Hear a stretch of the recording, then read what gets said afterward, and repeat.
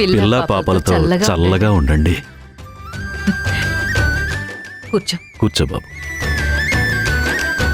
సంధ్య, ఇక మీదట ఇలా వంగి నువ్వు నమస్కారాలు చేయడాలు, ఇంట్లో పనులు చేయడాలు ఏవీ చేయకూడదు. అర్థమైందా? పార్వతి గారు, మీకు అభ్యంతరం లేకపోతే ఈ రోజు నుంచి సంధ్య ఒక బిడ్డకు జన్మనిచ్చేంత వరకు తన బాధ్యత నేను చూసుకుంటాను.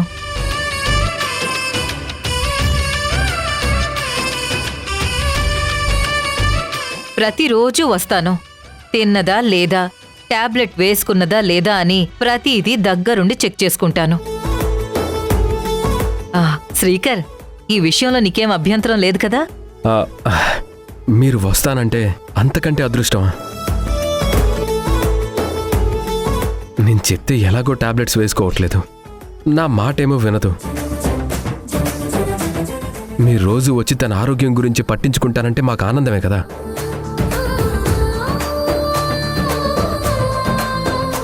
వాణిగారు, మీరు మా ఇంట్లో భోజనం చేశాకే వెళ్ళాలి, చేయకుండా వెళ్ళడానికి వీల్లేదు.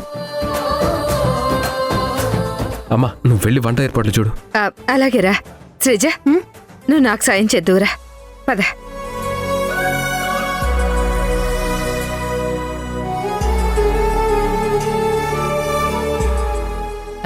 ఏంటమ్మా దేని గురించి ఆలోచిస్తున్నావు?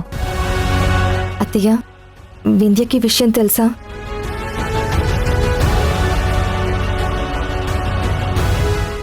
సంధ్య, ఇప్పుడు మనం సంతోషంగా ఉన్నాం కదా, మళ్ళీ తన ప్రస్తావన ఎందుకు? ఎంత కాదనుకున్నా అది నా స్నేహితురాలండి. నిజంగా అది పాత వింధ్యే గనక అయితే నేను ప్రెగ్నెంట్ అయిన విషయం తనకి తెలిస్తే ఎంత ఆనందపడేదో, ఎంత సందడి చేసేదో.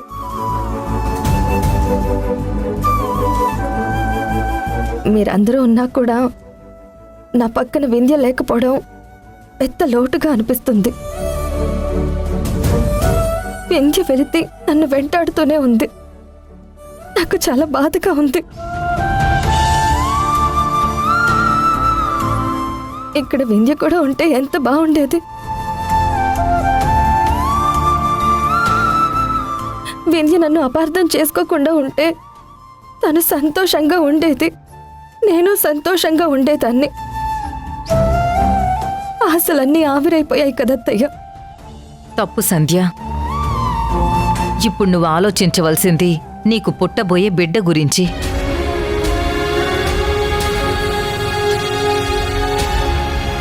నీకు ఆల్రెడీ ఒకసారి నష్టం జరిగి నీకు బిడ్డ దూరం అయింది. ఈ రోజు నుంచే నువ్వు జాగ్రత్తగా ఉండాలి.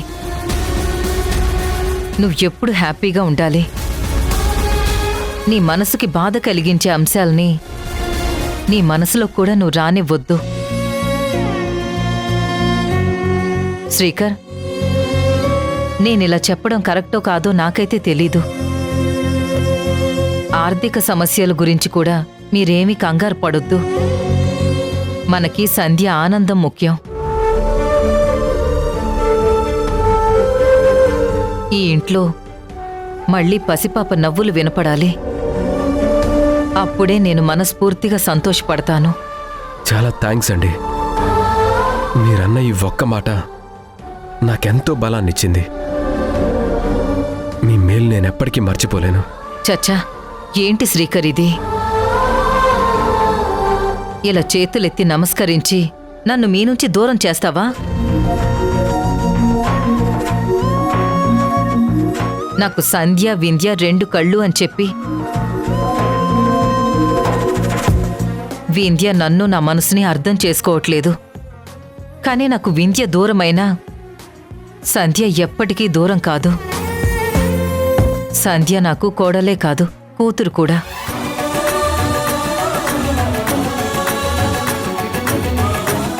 ఎన్ని అవమానాలు పడ్డా సంధ్య వింధ్యని పల్లెత్తు మాట కూడా అనలేదు. ఇప్పటికి కూడా సంధ్య వింధ్య గురించి ఆలోచిస్తుంది. అంత గొప్ప మనసున్న మహాలక్ష్మయ్య నీ భార్య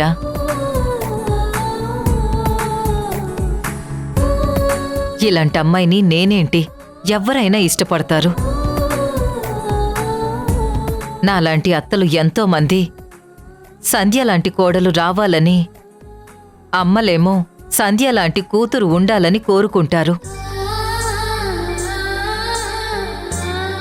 సంధ్య, ఇక నువ్వేం ఆలోచించొద్దు. ఈ రోజు నుంచి అంతా మంచి జరుగుతుంది. ఇక మీకు శుభగడియలు మొదలయ్యాయి. హ్యాపీగా ఉండు, సరేనా? నువ్వు ఎప్పుడూ నవ్వుతూ ఉండాలి సంధ్య.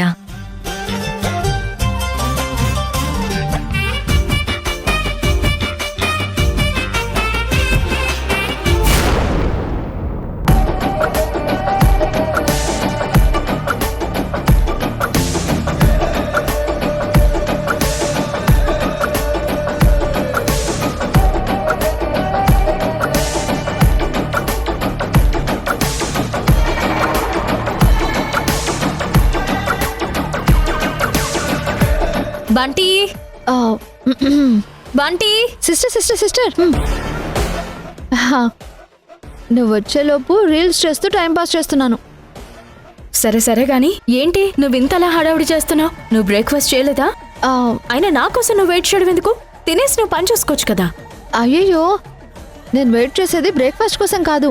అదిగో అక్కడ స్వీట్స్ ఫ్రూట్స్ అన్నీ అరేంజ్ చేసి పెట్టాను. పద, మనం తొందరగా బయలుదేరాలి. ఆల్రెడీ అత్తయ్య మావయ్య ఎప్పుడో వెళ్ళిపోయారు. అత్తయ్య మావయ్య వెళ్ళిపోయారా? ఎక్కడికి? అసలు నువ్వు నన్నెక్కడికి రమ్మంటున్నావు? ఎక్కడికి వెళ్ళాలి అసలు? అదేంటి సిస్టర్, సంధ్య ప్రెగ్నెంట్ కదా. అయితే సంధ్య ప్రెగ్నెంట్ అన్న విషయం తెలియగానే మావయ్య అత్తయ్య ఎగిరి గంతేసి మా కోడలు ప్రెగ్నెంట్ అని ఆవిడ గారికి స్వీట్స్ ఫ్రూట్స్ అన్నీ ఏవేవో షాపింగ్ చేసుకుని మరీ తీసుకుని వెళ్ళిపోయారు. అసలు అత్తయ్య మావయ్య మోహల్లో ఆనందం మాటల్లో చెప్పలేననుకో. వాళ్ళు కూడా వెళ్ళిపోయాక మనం మాత్రం ఎందుకు అని నేను కూడా ఫ్రూట్స్ స్వీట్స్ అన్నీ తప్పించాను. మనం కూడా వెళ్ళి కంగ్రాట్స్ చెప్దాం. పద సిస్టర్. అవసరం లేదు, నాకు కూడా అంత మూడ్ లేదు. అయినా పైగా ఆవిడ ప్రెగ్నెంట్ అన్న విషయం మీ ద్వారా తెలిసింది, కానీ ఆవిడేమైనా నాకు స్వయంగా చెప్పిందా? అయినా వాళ్ళ సంబరాల్లో వాళ్ళుంటే నాకెందుకు? అయినా సంధ్య ప్రెగ్నెంట్ అయితే నేనెందుకు రావాలి? నాకు సంబంధం లేని వాటికి నేను వెళ్ళను. నీకు అంతగా ఇంట్రెస్ట్ ఉంటే నువ్వు వెళ్ళు, నన్ను వదిలే. అయ్యో సిస్టర్, సిస్టర్ ఆగు. సిస్టర్ సిస్టర్ సిస్టర్ సిస్టర్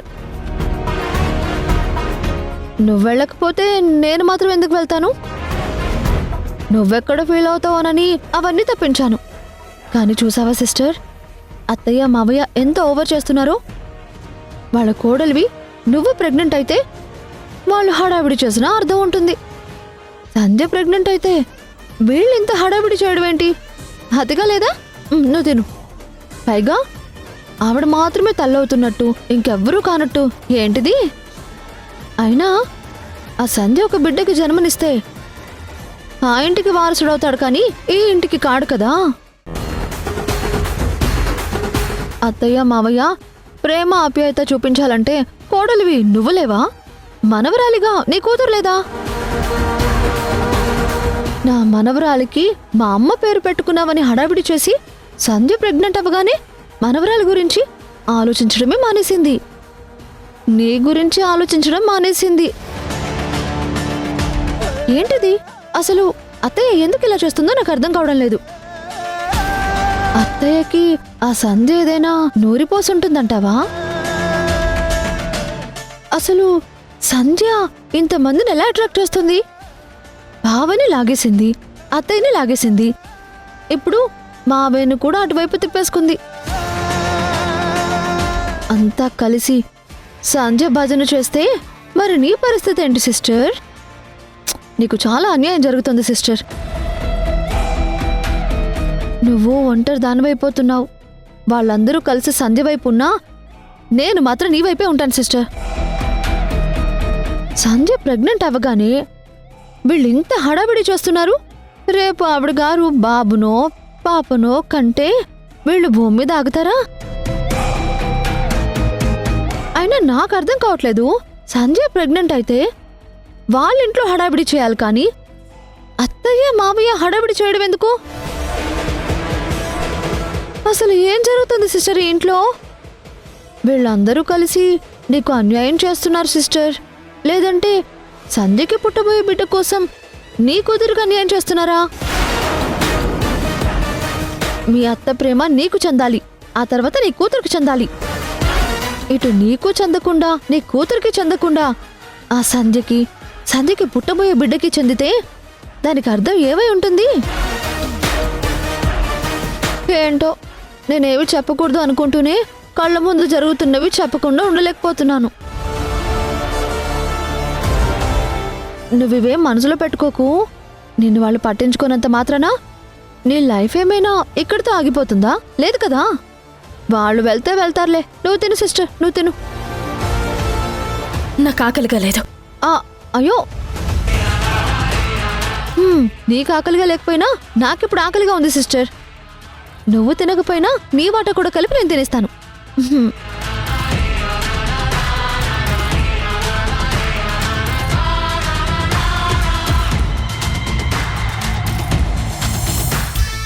ఈ ఒక్క ముక్క తినమ్మా. చాలత్తయ్యా. నువ్వు చాలు అంటే కుదరదు సంధ్య. ఇక నుంచి నేను పెడుతూనే ఉంటాను, నువ్వు తింటూనే ఉండాలి. అమ్మ సంధ్య, ఈ రోజు నుంచి నీకు ఒక్క అత్త కాదు, 2 అత్తలం.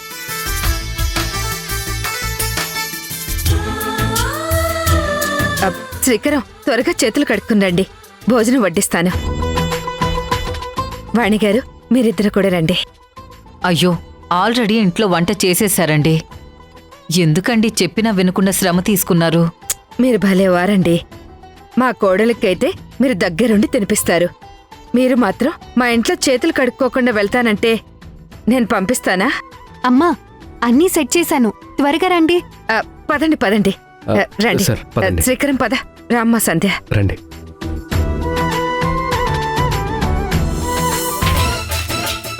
సంధ్య, ఇదిగో ఈ పప్పు వేసుకోమ్మా. అత్తయ్య ప్లీజ్ అత్తయ్య, వద్దు. నేను ఏది పెడితే అది తినాల్సిందే.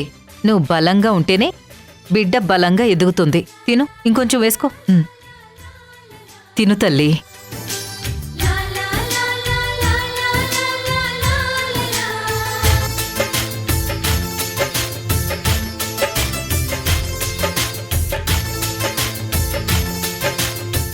అమ్మ సంధ్య, ఇంట్లో అందరూ ఉన్నాం కానీ ఏదో తెలియని లోటు కనిపిస్తుందమ్మా. ఏమై ఉంటుంది? అమ్మా, నీకింకా అర్థం కాలేదా? ఇక్కడ అందరూ ఉన్నా వింధ్యవదిన లేదు కదా, నీకు తను లేని లోటు కనిపిస్తోంది. అవును సంధ్య, నువ్వు ప్రెగ్నెంట్ అని తెలిసిన తర్వాత ఎంతవరకు వింధ్య రాలేదేంటి? తను కొద్దిగా బిజీగా ఉందంట అత్తయ్య. వస్తానని అత్తయ్య వాళ్ళతో చెప్పిందంట. ఎంత బిజీగా ఉన్నా ఇంత మంచి శుభవార్త తెలిసిన తర్వాత ఇంకా రాకపోవడం ఏంటి? వాణి గారికి ఈ విషయం తెలిసి అక్కడ నిలబడలేక పరిగెత్తుకుంటూ వచ్చానని చెప్పారు. అలాంటిది వింధ్య ఎంత ఆనందంగా పరిగెత్తుకుంటూ రావాలి? ఎరా శ్రీకరం, స్నేహితురాళ్ళిద్దరూ ఎలా ఉండేవారు?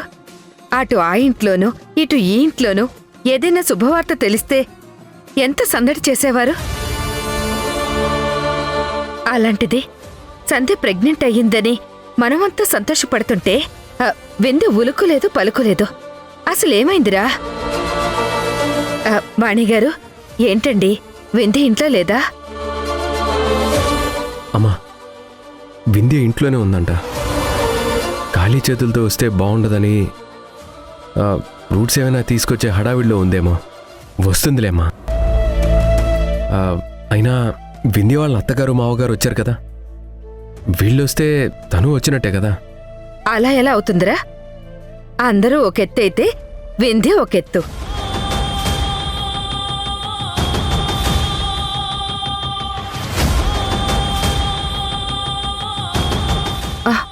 సంధ్య, ఏంటమ్మా కన్నీళ్ళు? ఎందుకు బాధపడుతున్నావు?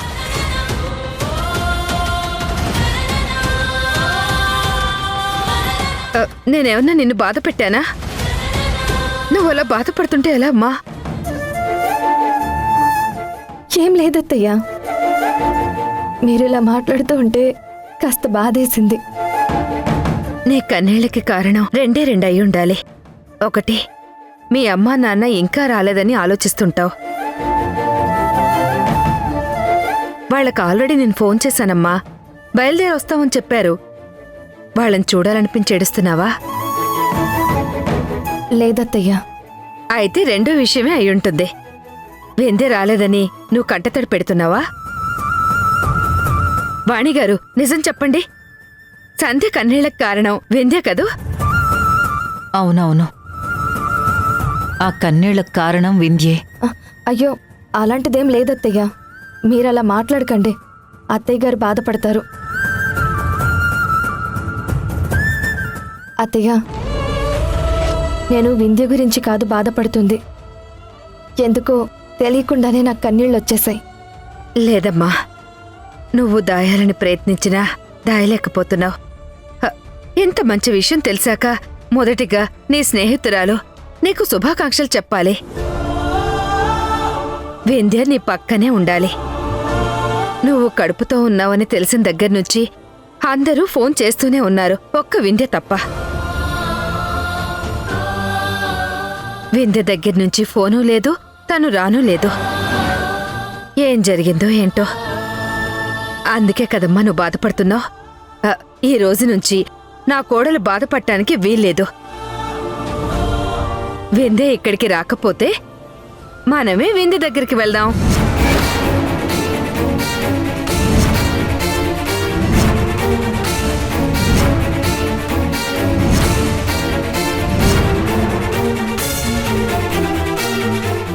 అమ్మా, ఏం మాట్లాడుతున్నావు? వింధ్య దగ్గరికి వెళ్తే పెద్ద గొడవలు అవుతాయి. నువ్వు ఇలాంటి సలహాలు ఇవ్వద్దు. సంధ్య తన స్నేహితురాల దగ్గరికి వెళ్తే గొడవలు అవడమేంట్రా? అమ్మ సంధ్య, శ్రీకరం ఏమంటున్నాడో చూడు. గొడవలు కాదత్తయ్యా, వింధ్య వస్తుంది కదా, ఎందుకు హడావిడి అంటున్నారు. ఒరే, తను వస్తుంది, కానీ వచ్చే వరకు నా స్నేహితురాలు ఎప్పుడొస్తుందా అని సంధ్య గుమ్మం వైపే చూస్తూ ఉంటుంది. వింధ్య ఎప్పుడు ఫోన్ చేస్తుందా అని ఫోన్ వైపే చూస్తుంటుంది. ఇలాంటి టైంలో ఆ ఆడపిల్ల ప్రశాంతంగా ఉండాలిరా. మానసికంగా బాధ కలిగించే అంశాలు మనసులో పెట్టుకోకూడదు.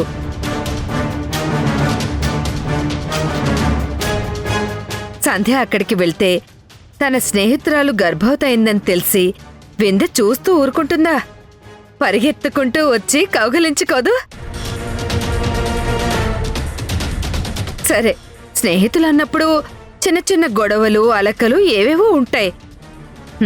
ఏదైనా చిన్నదానికే వింధ్య అలిగిందేమో మరి. పైగా వింధ్యకి ముక్కు మీదే కోపం అని సంధ్య చాలాసార్లు చెప్పింది కదా. వాణిగారు, నేను చెప్పింది నిజమే కదా? ఇలాంటి సమయంలో సంధ్య సంతోషంగా ఉండాలా లేదా? 100% సంతోషంగా ఉండాలి. మనసులో ఎలాంటి ఆలోచనలు రానివ్వకూడదు. ఎవ్వరి మీద బెంగ పెట్టుకోకూడదు కదా. అలాంటప్పుడు సంధ్య మనసులో ఉన్న ఆలోచన బెంగ అన్నీ పోవాలంటే వింధ్యని చూపించాలి, వింధ్యతో మాట్లాడించాలి. ఒరే శ్రీకరం, ఈ విషయంలో ఇంకా ఎవరెన్ని చెప్పినా నేను వినను. నా కోడల్ని తీసుకుని ఇప్పుడే ఈ క్షణమే వెళ్ళి ఆ శుభవార్త సంధ్య నోటితోనే వింధ్యకి చెప్పిస్తాను.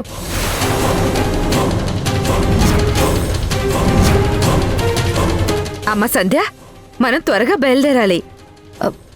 అత్తయ్య, నేను వింధ్యతో ఫోన్లో మాట్లాడుతాను. ఇది ఫోన్లో మాట్లాడే విషయం కాదమ్మా. నేరుగా వెళ్ళి వింధ్య, నేను తల్లిని కాబోతున్నాను అని నువ్వు ఆనందంగా చెప్పాలి. అప్పుడే కదా వింధ్య సంతోషపడుతుంది. వాణిగారు, నేను చెప్పేది నిజమే కదా?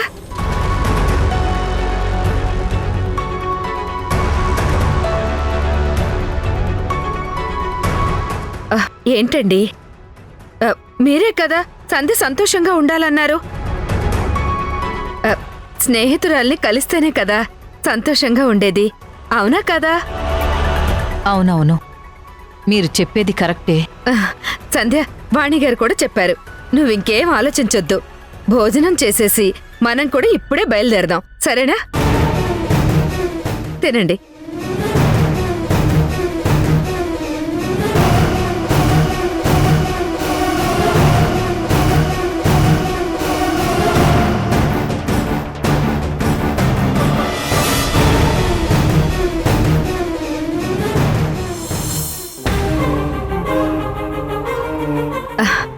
అమ్మ సంధ్య, వెళ్దామా? వాణిగారు, పదండి. దేవుడా, సంధ్య అమ్మని తీసుకుని వెళ్తుంది. వింధ్య ఎలా రియాక్ట్ అవుతుందో ఏంటో.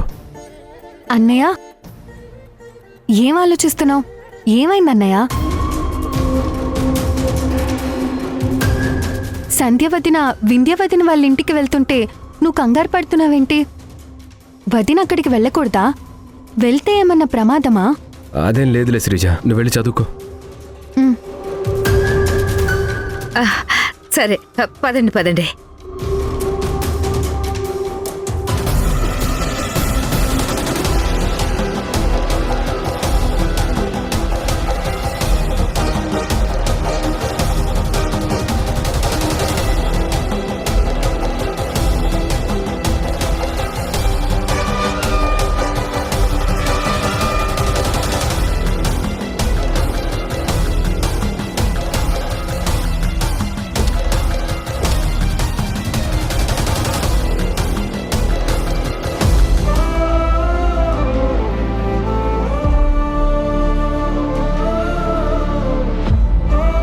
ఏంటమ్మా వాడి వంక చూస్తున్నావు?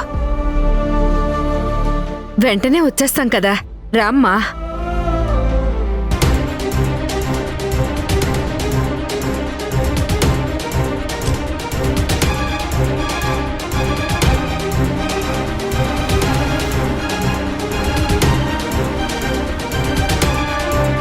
ఇప్పుడు వింధ్య సంధ్యని ఏమంటుందో. నేను తల్లిని కాబోతున్నాను. మరి మా ఆయనకి కూడా తెలియాలి కదా.